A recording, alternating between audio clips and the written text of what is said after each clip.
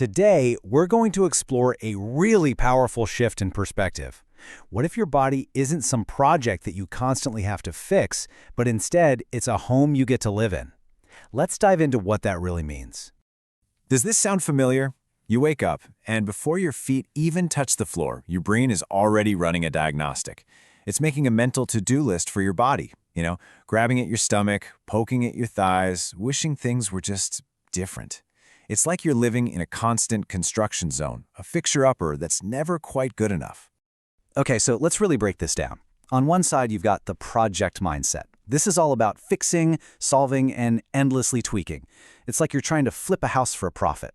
But then, on the other side, you have the home mindset. And this is about living, about nurturing, about finding peace in the one and only place you will ever truly live.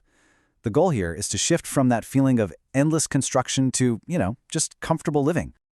So, how do we actually start making this shift? Well, the very first step isn't about changing a single thing about your body. It's about changing the soundtrack that's playing on loop inside your head. Now, a lot of us hear this and think, oh, so I'm just supposed to magically love every single part of myself overnight? And let's be real, that can feel like a huge, almost impossible leap. So, a much more practical skill to start with is simply body acceptance. This isn't about some kind of toxic positivity. It's about getting to a place of neutrality, a place of basic respect. And here is a direct tool you can use. When that inner critic starts yelling that you need to fix something, this is your comeback. It's so powerful because it's simple and, most importantly, it's believable. You're not trying to convince yourself of perfection, you're just claiming your worthiness right here in this very moment. I want you to think of your brain like a radio. You don't have to listen to a station you don't like. So, step 1, you just notice the negative thought. That's the static. Step 2, you challenge it with that phrase we just talked about. My body is okay and worthy of respect. And then, step 3, you consciously change your focus to something else, literally anything else. You just flick the channel. So once we've started tuning that mental radio, it's time to look at the actual walls of your home. And by that, I mean your wardrobe. A closet cleanse is absolutely essential. I'm talking about getting rid of those gold jeans you're hoping to shrink into someday. Come on, you know the ones. They aren't motivation. They're a daily reminder of something you feel you failed at. Same goes for anything that pinches or requires special underwear or just makes you feel constricted. Those things are just tripping you up every single day. And this right here, this is the whole principle. We spend so much time and so much energy trying to squeeze and contort our bodies to fit into fabric. The paradigm shift is profound. Your clothes exist to serve you. Their only job is to fit the body you have today. Period. So here's a really practical test for you. When you're trying something on, don't just stand there and pose in the mirror. Do the sit-down test. Can you actually live in it? If you can't comfortably sit down, take a deep breath, and actually enjoy a meal, then that outfit doesn't respect your body as a home. It really has no place there. Okay, so we've talked about our mindset and our clothes. Next up is how we move within our home. And this is all about completely reframing the concept of exercise. For so long, movement has been all about punishment, right? It's a way to burn off calories in the dreaded fat-burning zone. I say, let's shift our goal entirely to the enjoyment zone.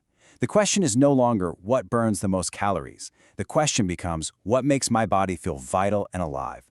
Maybe it's dancing in your kitchen. Maybe it's a long walk. That's the new bullseye. This handbag analogy just nails it. It really gets to the heart of why acceptance actually works. When you see your body as this broken project you're desperately trying to replace, you treat it like junk. But when you start to see it as something precious, like a priceless heirloom, you naturally want to take better care of it. See? Self-acceptance isn't giving up. It's probably the most practical way to get to actual health. So let's bring all these ideas together now. Because this isn't just about feeling a little bit better about yourself.